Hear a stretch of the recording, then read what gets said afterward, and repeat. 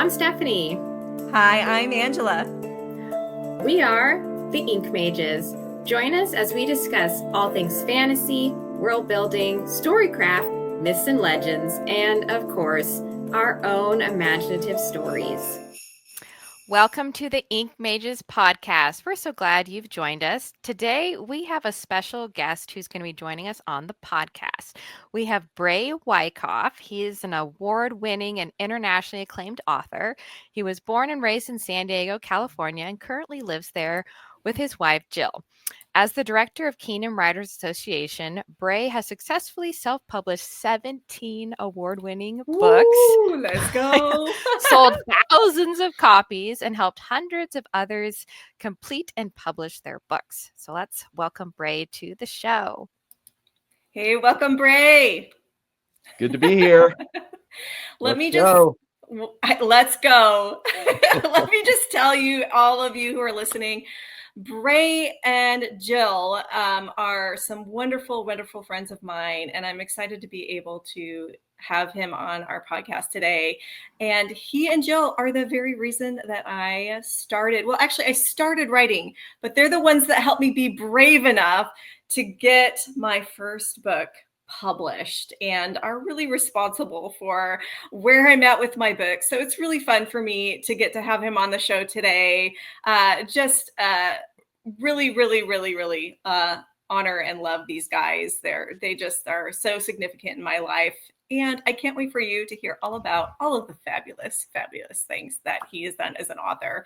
So, Brae, now that I have totally, thrown, glitter in the air about who I think you are, please, we here at the Ink Mages love to hear nerdy facts, things that make you just so fabulous in the fantasy world. So go ahead and let us know what those things are.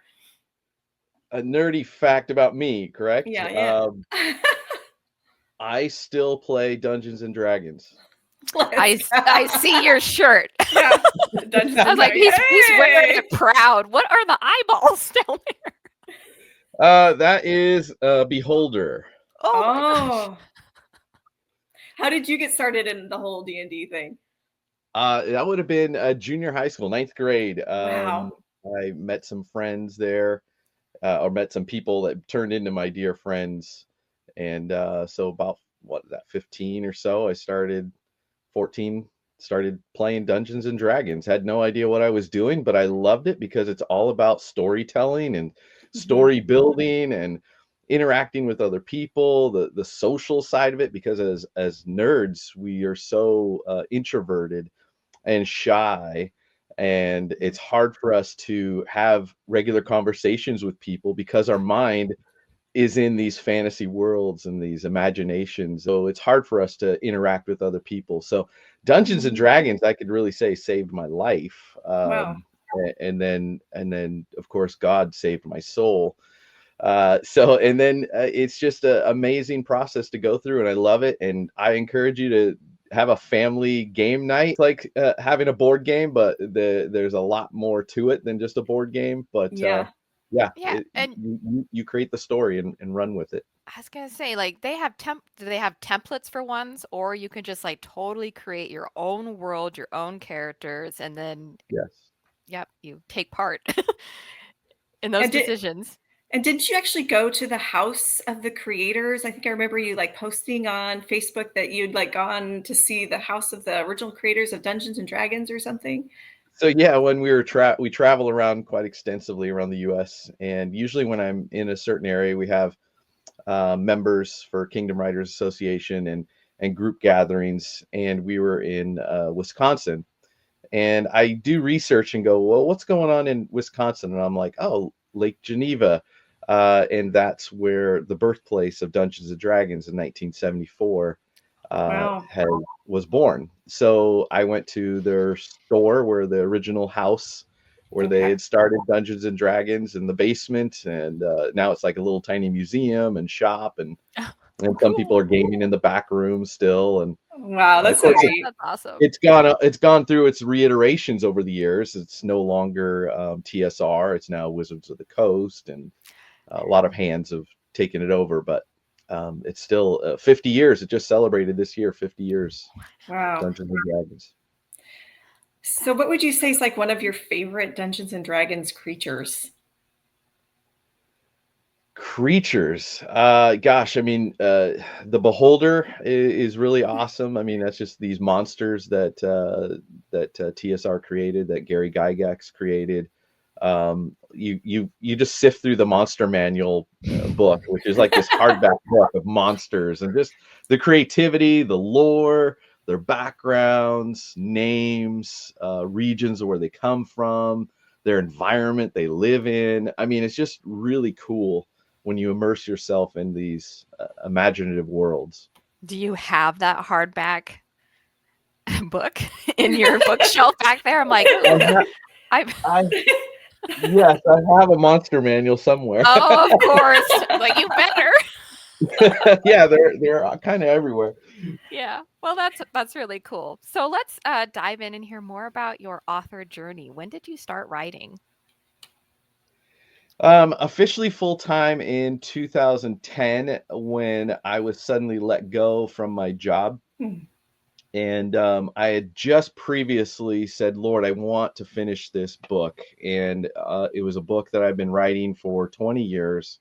Wow. And I'd struggle with it. And I'm like, Lord, I just need to get this book out. It's burning on my heart to release. And I heard him, and he said, yeah, we're going to write this book together in this upcoming year of 2010. And 10 days into January, I was suddenly let go, where I was no longer part of the plan of my exemplary career as a director of operations and with a company. And it was a shock. But at the same time, as I'm walking to my car with my box of items, wow, it's like in a movie, and you're like, well, Lord, I knew you said we were going to write this book together. I just didn't know it was going to be like this. And did you tell my wife? yeah. And so I came home with my box, told Jill, and she's like, this is the time. And so I was on unemployment, and I just started writing. And within 6 months, the book flowed out. It was so easy. When the Lord is in it with you, it's so easy. Still to do the work, still to sit down and do it, but it just flowed out. And of course, there's tons of rewrites. It's not like perfect when you get it out. But that was the process. And the book officially was published in 2012.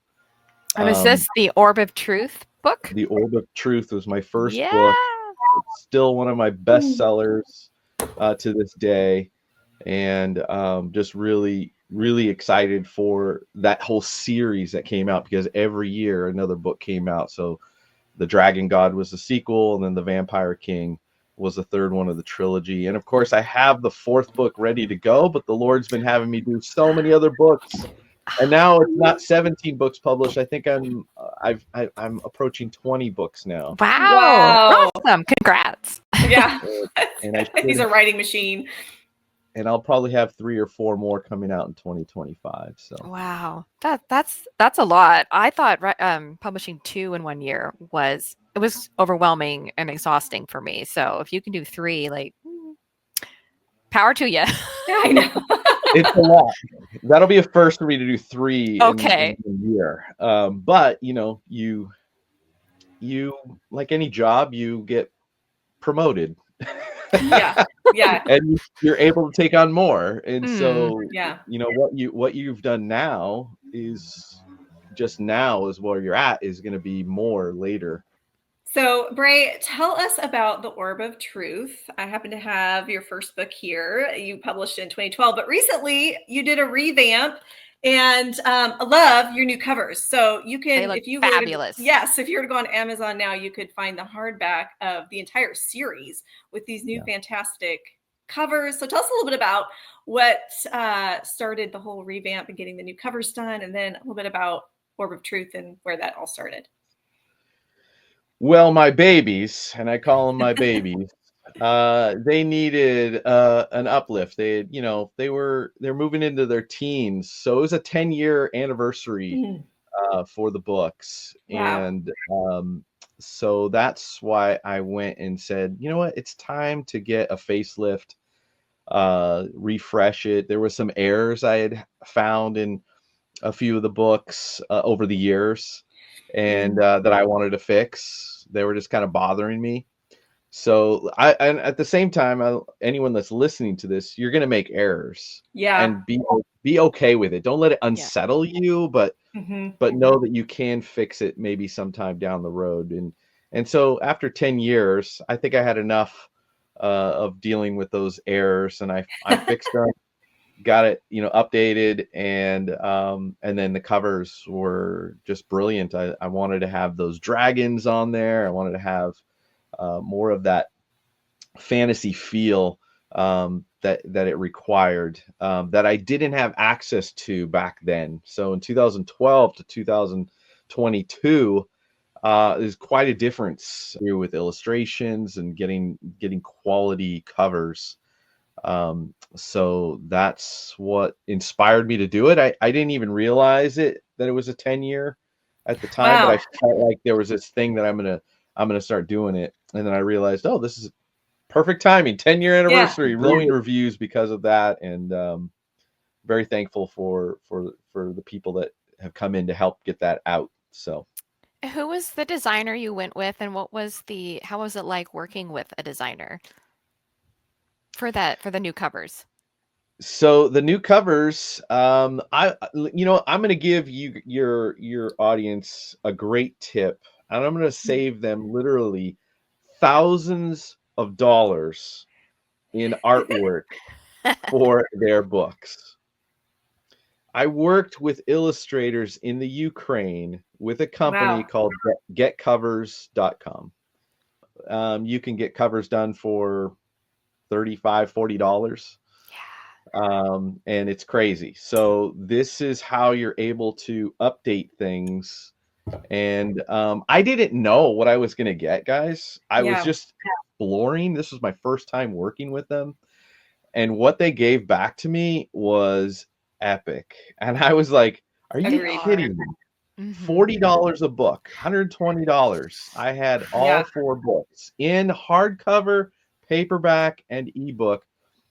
And I was blown away. And so I've been working with them for the last few years now and helping others get their books with a high quality and high standards. Not all the illustrators or all the people they have are good. So you have to push back and make sure you get the quality that you want, that you've seen, that you know that they can do. So let that information bless you. Getcovers.com. And they look awesome. I remember when you started releasing them, I was like, wow, they're dynamic, they're bright, they're eye-catching, they look amazing. And I've even started using some of these places like Get Covers for some of my covers now, and honestly, I like them better than some of the other covers that I had previously. So definitely check them out. So tell us a little bit more about the Orb of Truth. Where did that come from? Tell us a little bit more about book 1. Well, okay, book 1 started from my Dungeons and Dragons days. So the story started unfolding with my characters. And so several of the characters are in there are my personal characters or others' characters that I had gamed with. Wow. Personalities. There was unique plot lines that were formulated with our group that weren't part of Dungeons and Dragons. They were our own. So I was able to use those elements and create this storyline. It went through many reiterations because of my faith. I was an atheist before writing this book. I just couldn't get it to work. It would just seemed meaningless, like it's an endless dungeon crawl, that adventure with no point to it. And that makes sense because as an atheist, you really have no point to your life. And so then when I became a Christian, with a radical, change of my heart, then it was moving into a religious mindset. So then I had to battle the opposite of it. Like, oh, I can't write about these things. My pastor's not going to understand this. Nobody's going to understand me. Woe's me. And so I couldn't figure out how to do it until later when I got my breakthrough, that religious mindset, to say, God gave me this imagination. and I'm going to use it to reach gamers. I'm going to use it to reach people that are lost, that are in dark places, and they're going to see a great light in these books. And so that's what pushed me to say, God, I really want to get this book out, and I need your help. And then that was the whole process of getting the Orb of Truth launched. So 20 years of struggling, and then 6 months when the Lord shows up. That's how he works. That is an amazing process. I think we put these timelines and constraints on our writing that, like, I have to get this done within 4 months, 6 months, a year. And it's like, a story, to get to the really nitty gritty and the theme and the truths that you want people to take away, it could take years. It could take a decade, and that's okay. You just keep moving forward with it day by day. So love that you got it out there and it went through quite a transformation. So can you tell us a little bit about the heroes, the main protagonist or villain in your story? Definitely not. You have to buy the book, everyone. Just Rude. Yes. Your typical heroes that are lost and trying to figure out their place in life. Mm-hmm. So my first 3 books are, epic fantasy young adults. So these are characters that are just trying to figure out their ways in a world that they don't know their place. Mm-hmm. So there's destiny, there's calling, there's prophecy, and how do they fit into all this, because they're just nobodies, they're misfits kind of thing. So it's the great good versus evil. The bad guys are clearly bad, and the good guys are clearly good. And then there's the in-between guys that are trying to be good, and they just don't know how to do it, and they kind of stumble through it. So there's the heart is in the right place, the motivation that's motivating them to move forward. And there's some extreme choices they have to make. So in life, it really reflects us, as we have to make choices in life. And when we make those choices, consequences happen. Yes. And so this just takes us through that whole process. And people just fall in love with the characters. One of my biggest thing when someone reads my book is, which one was your favorite character and why? And so I love hearing input. And when I read the reviews on Amazon and people are talking about the book and what they liked about it and what they gravitated towards, so a lot of people love the surly dwarf Dulgan in the book, because it conveyed a lot of attitude that he had, that they have, and they saw that in themselves. And yet deep down in that gruff person, he had a heart. He has a heart. And he loves people, and he's loyal to his friends. So I have to say some of my standout characters, and forgive me, I can't remember their names, but it's the lockpicks. Can you tell us a little bit about them? They're so fun. And you can actually, I think the last time I was on your website, you can actually see a little bit about them on your website. But anyway, tell us about them. So Lester and Ross. Yeah, there it is. I like the name Lester. I know, it's not great. And Ross. And so they're brothers, and they're animated thieves picks. So these picks are magical, and the owner is able to telepathically link with these talking picks to help them get through magical rooms, trap doors, and so they just have they're the comedy relief of the book, and they were so fun to write. I had a whole chapter, I think it was chapter 17 in the Orb of Truth, where it's almost solid dialogue with them. Yes. And they were separated from their master, and then they had their own little adventure to get out of that situation together, and just them going back and forth as brothers. And it's wonderful. When I did the Orb of Truth audiobook, I had so much fun, being the voices of those characters, and really being animated myself. It takes a lot out of you to do audiobooks, but that was just so much fun to see those characters come to life. And they are a fan favorite, Lester and Ross. And let me tell you a little bit about Lester and Ross and the behind the scenes. My books are published by LR Publishing. And yes, you can guess LR is Lester and Ross. When I go to conventions or book signings, or I'm a keynote speaker, and somebody comes up to me and they ask me, who's your publisher? I go, LR Publishing. And they go, oh, I've heard of them. Yeah. And I look at them and I'm like, of course you have. I think that was probably one of the highlights when I read your book. The dialogue was so great. You could tell that you had fun writing it because it was so fun reading them, which made them, even though they really have like kind of a small part to play in the overall story, such a bright spot. And you want more from them. You're like, I want more Lester and Ross. And it was just, I love that part of your story. It just was one of my favorite bits, and unforgettable, obviously. It's like the Merry and Pippin banter. We Yes. all love when we can have those little like either friends or brother characters that just are hoots. Yes. And they have like creative like dialogue and banter, and they're always going to be usually fan favorites. Yeah, it's so fun. And these are characters that they're like, you think they're throwaways, but they turn into something great. I mean, one of my characters was a little boy named Jack in the first book. And he was just a throwaway character, a boy within a dark kingdom, castle area. His father brought him in, and then the heroes show up, and then all hell breaks loose, and the kingdom falls, but this boy is caught in this, and the heroes kind of embrace this boy.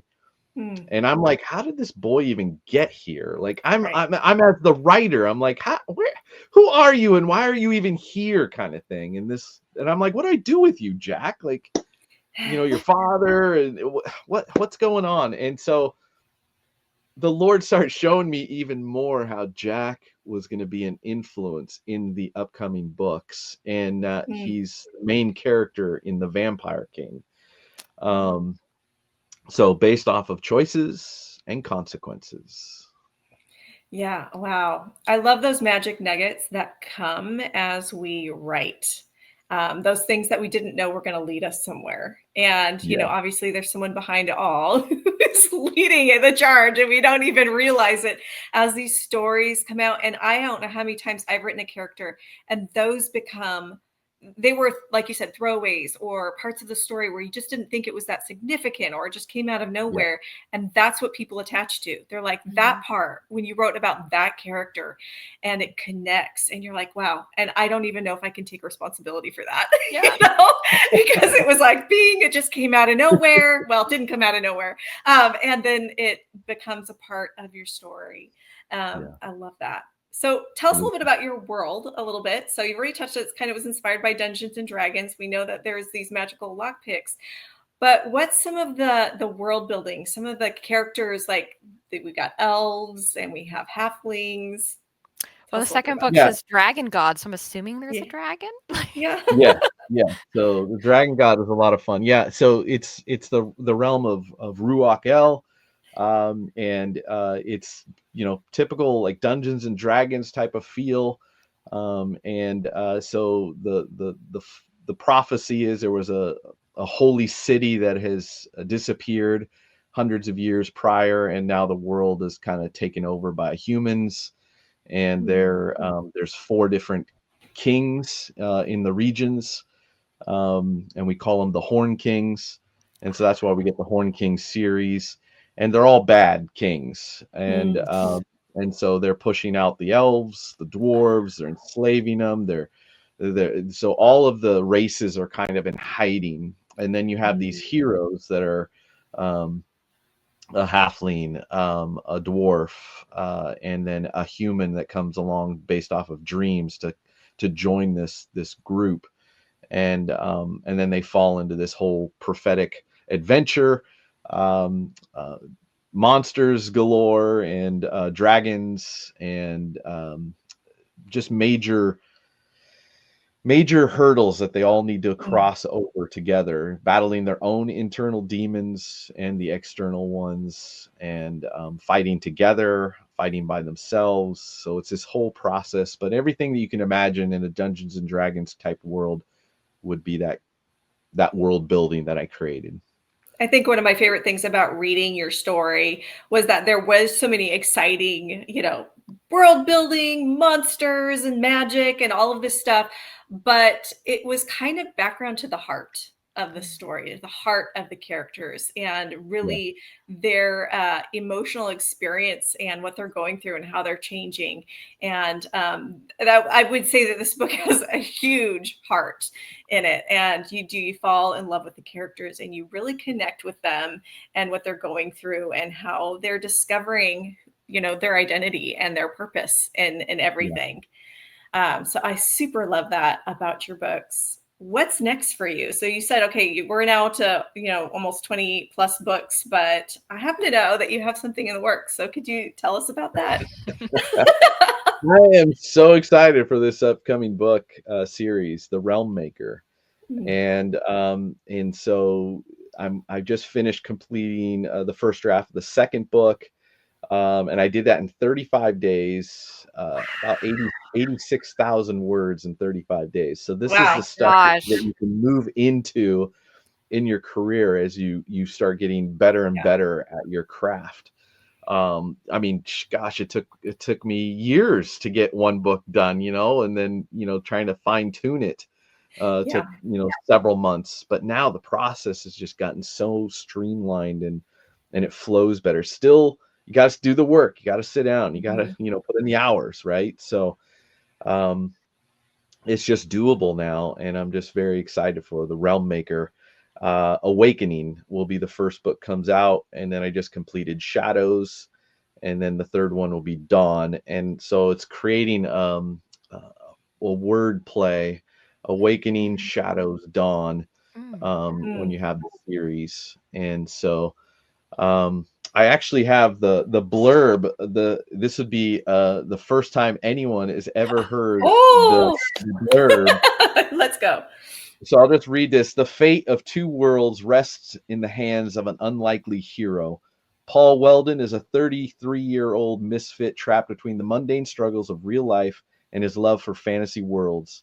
But when an ordinary Sunday service at his local church catapults him into a mysterious realm, Paul's life takes an unexpected turn. Haunted by visions of strange creatures, whispering shadows, and a realm of magic and danger, Paul must uncover the prophecy's truth while navigating his insecurities and fears. Armed with powerful yet unpredictable magical essences, Paul embarks on an epic journey through treacherous lands filled with mythical creatures, cursed cities, and dark enemies that threaten to unravel both realms. As Paul's connection to the realm deepens, he faces a choice: embrace his destiny as a thread to the prophecy, or risk losing everything he holds dear, including his humanity. But time is running out and the shadows are closing in. In The Realm Maker, Awakening, an ordinary man must awaken the extraordinary within himself to unlock the secrets of the realms and save the one person who could be his greatest ally or his doom. Whoa, let's go. Oh, that sounds fabulous. Yeah, I'm excited to read these.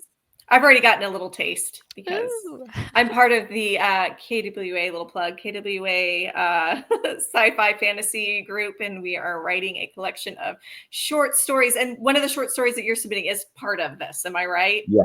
Chapter 1 of Awakening. Yeah. Yes. And that was fun to read.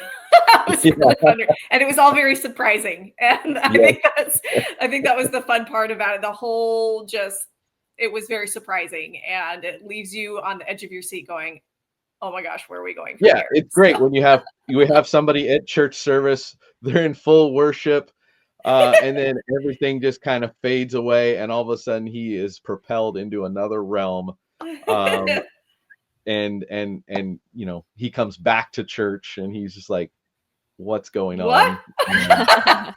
And a great ending to that chapter. Yes, I would definitely say it was a fun end too. And so I'm excited. I'm looking forward to these books. What advice would you give someone who wants to start writing a book? I'll give you two words. I'll give you two words that will change everything for those that are listening and saying, how do I get started? How do I do this? How do I finish it? And two words that will change everything, and it'll probably piss you off because it's so easy. Just right. Yeah. Just right. Yeah. Just right. Those 2 words. And I'll tell you, I told somebody this, and I tell people all the time, just right. And then it'll flow. It'll come out. You'll have all the other answers later. Don't worry about all the answers now. Just right. Get your story out.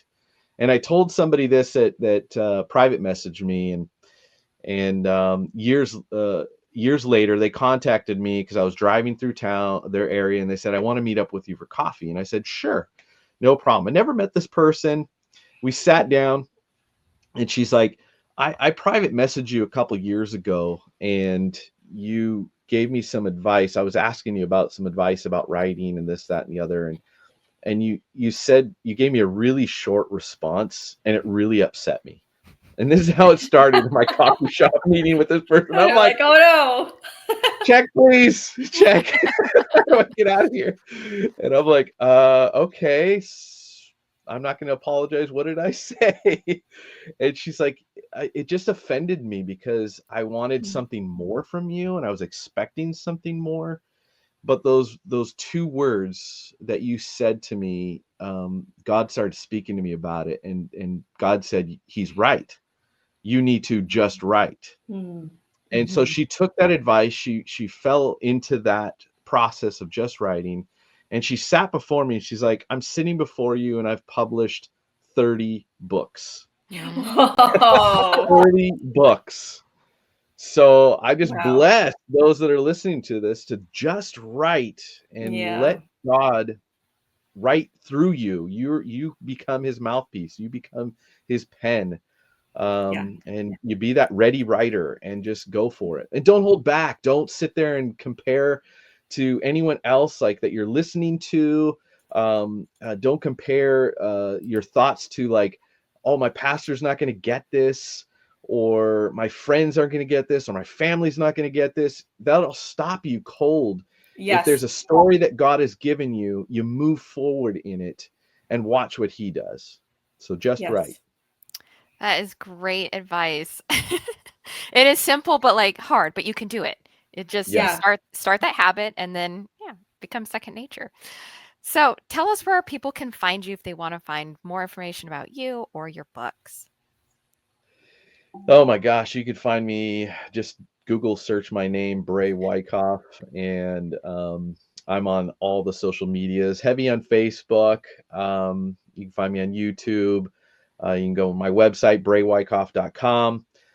You can go to our association, kingdomwritersassociation.com. Just reach out to me, private message me. You can email me, braewyckoff@gmail.com. I have helped a lot of people over the years get their breakthrough. I'm a coach. I'm a book doula, so I'll help you breathe and get that baby out. We've helped hundreds and hundreds and hundreds of authors out there get published, get across the finish line. So we need coaches, and then what happens is our coaching helps you to grow in your career, where you can now coach other people. We never hold anyone back. We're here to arm you and make you dangerous for such a time as this that we're in. Yeah. I'm one of those dangerous ones that the Wyckoffs can be responsible for. So I super love you and Jill. I love what you do. I love your books. I love that you get to be a huge part of my author journey. Thank you for being on the Ink Mages. And for those of you who enjoyed this interview, please leave us a comment, leave us a like. We're happy that you're with us. We're happy that you're watching this show. Please let us know what you'd like us to talk more about on the Ink Mages, and be sure to share our episodes out to your friends. Thanks for joining us, and we'll see you next time.